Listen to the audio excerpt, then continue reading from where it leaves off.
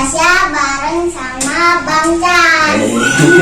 Halo Ya, semuanya. kita punya YouTube. Nama YouTube-nya apa, Om? Bang Chan Korci TV. Oke, jangan lupa subscribe ya, yang YouTube-nya Bang Chan. Sekarang kita mau ngebahas tentang apa tadi, Om? Biawak Sumatera dan biawak Jawa perbedaannya. Apa itu, Om, bedanya? Jadi untuk biawak sendiri ya Tasya punya lokalitinya masing-masing, punya penyebarannya masing-masing. Yang pertama ada di Jawa, ada di Sumatera, ada di Kalimantan, ada di Sulawesi, sama juga di Lampung. Lampung sebenarnya masih Sumatera, cuman kita di sini ada mungkin perbedaan pendapat ya. Untuk nama yang di Lampung tuh Varanus salvator Khomeini. Untuk yang di Jawa itu Varanus salvator bivitatus. Untuk yang di Sumatera itu Varanus salvator macromaculatus. Untuk biawak yang di Sulawesi itu Varanus salvator celebensis. Dan sekarang kita akan membedain antara Varanus salvator bivitatus dan Varanus salvator macromaculatus, yaitu Pulau Jawa dan Pulau Sumatera. Itu banyak ya nama-nama. Banyak. Jadi biawak tuh nggak hanya Varanus salvator aja gitu. Jadi semuanya udah kebagi-bagi lagi, kepecah-pecah lagi gimana penyebarannya. Kalau itu makannya sama, Om? Untuk makanannya masih sama aja. Cuman yang ngebedain mungkin motifnya itu yang ngebedainnya. Kalau gimana tuh, Om? Kalau kita mau tahu itu jantan apa betina? Untuk ngebedain jantan betina kita pokoknya di sini. Pertama kita ini dulu aja ya Tasya ya. Ini ada Varanus salvator Sumatera macromaculatus atau Sumatera. Oh, ini Gede nih Tasya. Ini makanannya paling banyak juga nih Tasya. Nih, Tasya sini. Ini Varanus salvator macromaculatus Tasya yang asalnya dari Sumatera. Jadi untuk motifnya seperti ini Tasya tuh. Motifnya tuh titik-titik, bercak-bercak kayak gini. Kalau misalnya pada umumnya yang ada di Jawa kan cuma bulat-bulat gitu tuh. Nah kalau untuk Sumatera seperti ini. Dan ini jantannya Tasya. Oh, ini jantannya. Ngebedainnya kayak gimana? Kayak gini tuh. Jadi di dekat pangkal ekor ada mungkin yang kayak benjolan gitu. Jadi ini alat kelaminnya nih di sini nih. Oh, iya. Kita bisa lihat kayak gini juga nih, bentar. Dia nggak bisa diem karena mungkin nggak nyaman ya tuh. Tuh kalau misalnya jantan kayak gini nih, bulat. Dua di sini. Tuh, kelihatan nggak? Ya, Kelihatan, mantap. Nah itu jantannya. Kalau misalnya untuk betinanya nggak ada itunya. Nggak ada apa tuh namanya itu yang bulatnya. Jadi itu alat kelamin pada Varanus salvator. Oh, gitu. Ini kira-kira sampai berapa ukuran, Om? Kalau untuk panjang bisa sampai 2 meter untuk yang jantan. Oh, ini. Kalau misalnya betinanya paling cuman 1 meter 70-an ya. Soalnya jantan lebih besar karena dia hidupnya bertarung sama jantan yang lain untuk ngerebutin betinanya. Oh, ini yang jantan. Ini jantannya. Kita juga punya ini yang Jawa sama jantan juga. Cuman kita masih memperjelas di sini dulu aja tuh. Oh, gini ya. Tuh, lihat teman-teman, kukunya tajam kalau kena kulit ini gimana ya? Sakit banget. Tuh rata-rata kalau misalnya pemelihara salvator pada gitu tuh. Pada luka-luka. Gak aneh soalnya karena kukunya tuh tajam, walaupun untuk tipe kadal-kadalan seperti ini bukan tipe pencengkram. Kalau misalnya pencengkram itu kayak contohnya biawak-biawak pohon gitu, iguana, itu tipe-tipenya pencengkram, jadi nggak terlalu rusak. Ini juga suka apa yang kayak nyepret gitu ya? Nyebat, sama kalau untuk biawak di alamnya itu emang salah satu cara pertahanan dirinya mungkin. Jadi sama-sama suka ngepret. Tasya mau dikepret sama biawak? Jangan. Itu pasti sakit sekali. Sakit banget, aduh. Kalau Om punya yang betinanya nggak, Om? Untuk betina sampai sekarang Om belum punya. Soalnya pertama emang kalau betina jarang ada yang jual. Terus emang penyebarannya lebih banyak jantan daripada betina. Ini ganti kulit belum, Om? Ganti kulit ini udah, cuman kalau misalnya Varanus ya tipe-tipe biawak kayak gini, ganti kulitnya nggak kayak ular, jadi nggak sekaligus gitu. Biasanya kakinya dulu, terus badannya, lalu kepalanya, baru buntutnya. Biasanya kayak gitu Tasya. Ini dilepasin sama Om apa lepasin sendiri gini? Apanya? Jadi kan ini teh kan Oh itu? kulit, ya. Biasanya dia sendiri sih. paling cuman kalau misalnya om gatel gitu ya pengen nyoba nyabut suka dibantu juga. Oh, ini perawatannya gampang nggak Om? Kalau untuk Varanus salvator sendiri kata om mudah ya. Pertama nggak terlalu ribet soal penyakit, jadi dia juga lebih kuat, mungkin lebih kuat nahan kayak cuaca. Sekarang kan cuacanya musim hujan Tasya ya. Kalau ular-ular yang lain mungkin udah flu dikasih hujan terus kayak gini nggak kebagian matahari. Kalau untuk Varanus salvator emang dia hidup di air juga kan, suka diem di air, makanya kalau pas hujan gini lepasin aja sambil hujan-hujanan tuh si Varanus salvatornya, dia lebih suka juga. Habis itu terus dijemur. Kalau misalnya ada matahari, cuman karena sekarang lagi mataharinya lagi susah, om gantinya pakai lampu bohlam gitu. Cuman kebetulan di kandang ini enggak, itu sih kita pakai lampu di kandang yang sebelah ini. Itu pun paling cuman sekitar maksimal mungkin 30 menit aja tiap malam biar dia juga nggak terlalu kedinginan ya saya. Ini makannya berapa hari Om? Kalau untuk pakan sendiri Varanus salvator seminggu mungkin bisa 2 kali. Kita masukin aja tasnya ya. Ya. Seminggu bisa 2 kali. Cuman kalau misalnya itu 1 minggu sekali juga nggak apa-apa sih. Kasih sayuran. Kasih daging dong, dia kan karnivora. Dan dia aja nggak makan daging ya. Makan kalau lebaran. Oh iya Tasya, biawak juga ya. Kalau misalnya warnanya pengen bagus, warnanya pengen kuning, ada pakan-pakan khusus. Apa tuh? Yaitu ikan salmon, lalu burung puyuh, terus udang, sama satu lagi burung itu flamingo. Oh.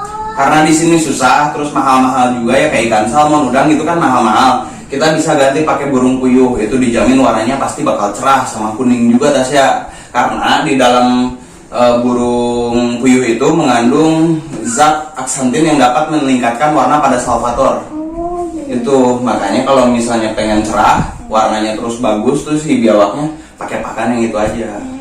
Kalau itu udangnya kecil apa gede Om? Udangnya kecil juga nggak apa-apa sih, cuman kalau misalnya untuk ukuran gini biawaknya ya makan udang mungkin bisa 1/4 kilo.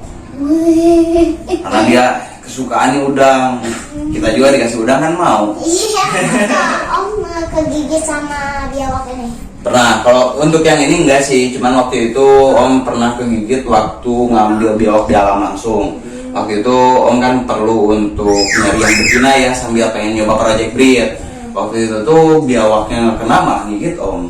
Nah, terus Om ngelepasinnya gimana gitu? Untuk ngelepasin biawak sebenarnya tenang aja, nggak usah panik. Jadi dia tuh tipe reptil yang suka ngigit lalu nyabik, jadi diacak-acak tuh. Nah kita jangan dilawan, jangan ditarik juga. Kalau misalnya ditarik nanti pasti robek kulit kita tuh. Tenang aja, pukul-pukul bagian kepala, kalau nggak matanya colok. Kalau misalnya dicolok itu langsung dilepasin. Kalau nggak bisa juga dibantu sama air, kita siramin air ke area kepalanya sama matanya. Nanti dia bakal lepasin sendiri karena nggak nyaman mungkin ya. Tasya juga kan kalau disemprot mata perih. Gitu. Oh gitu ya. Ini Om ngurusnya dari kecil? Enggak, kalau ini masih baru paling sekitar berapa ya? 2 bulan, 3 bulan, 2 bulan lah. Jadi ini tuh awalnya biawak yang galak dari salah satu subscriber om juga. Nyerahin ke om tuh untuk minta dijinakin. Jadi waktu itu om dikasih tantangan, bisa nggak ngejinakin biawak segede gini, kata dia tuh. Pas om datang ke rumahnya, emang asalnya kan dari Bekasi ya, ini peliharaan 4 tahun Tasya sebesar ini tuh. 4 tahun dikasih, sok babang kan manggilnya gitu ya, babang bisa nggak jinakin ini? Bisa, kata om tuh. Yaudah deh, ambil. Berapa lama? Waktu itu om bilangnya paling 1 mingguan. Cuman pas sampai sini ternyata baru 2 hari juga udah jinak di sini. Hari ketiga itu udah lemot. Karena om punya cara sendiri untuk menjinakin biawak-biawak sebesar ini. Oh, itu jinakinnya dipegang terus apa? Dipegang terus sama pakai air doang. Oh, diurus gitu. Diurus terus dikasihin dimandiin gitu doang sih. Jadi jinak. Jadi jinak. Tuh gitu tang video caranya. Nggak, tukang video nggak mau. Baret-baret nanti tang. Kegigit, wah, Gigit nanti. bahaya. Itu resiko sih, resiko kalau kegigit. Namanya juga kita ngejinakin, yang asalnya galak ya pasti kita kalau misalnya kegigit udah jadi resiko juga. Aduh, yaudah kita lanjut ke biawak yang Jawa ya. Ini kita kan biawak Sumatera udah, kita langsung ke biawak yang Jawa. Nih, aduh biawak Jawanya lagi jadi toke nih. Dia lagi diem di atas.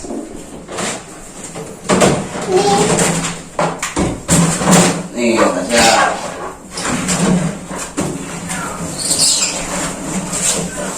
Oh, ini biawak Jawa. Ini khas dari Pulau kita mungkin. Tasya rumahnya di mana? Di Purwakarta. Purwakarta Jawa bukan?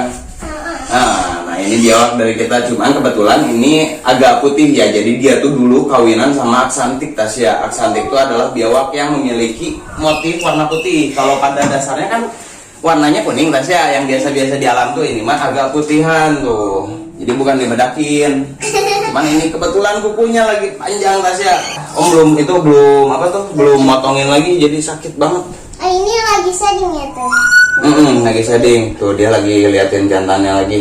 Karena sebenarnya untuk jantan sama jantan tuh nggak boleh disatuin Tasya, nanti pasti berantem dia tuh. Oh Tuh. iya, gitu ya. Oh ini juga sama kayak tadi pengurusannya. Untuk pengurusannya masih sama, cuman yang bedain mungkin motifnya ya tuh. Motif Jawa tuh bulat-bulat kayak gini. Kalau misalnya yang Sumatera kayak tadi tuh titik-titik. Tuh, dia ngeliatin terus tuh, karena dia nggak suka. Jadi untuk biawak jantan sendiri punya yang namanya daerah teritorial, punya daerahnya sendiri. Makanya kalau misalnya ngelihat jantan lain tuh dia nggak bisa Tasya, nanti pasti langsung berantem. Kalau ini makannya sama Om. Makannya masih sama, cuman untuk yang biawak di Jawa mungkin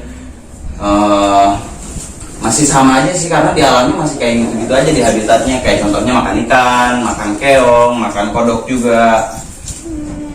Dia udah nggak sabar pengen langsung berantem Tasya. Ini juga. Tuh. Ini luka ya Om. Oh luka. Ini sampai sekarang Om juga masih bingung nih. Ini luka nggak tahu kenapa Tasya, karena untuk di kandangnya sendiri kan pakai kawat gini ya. Nggak mungkin sampai luka kayak gini. Padahal ini rawatan udah 2 tahun deh Om.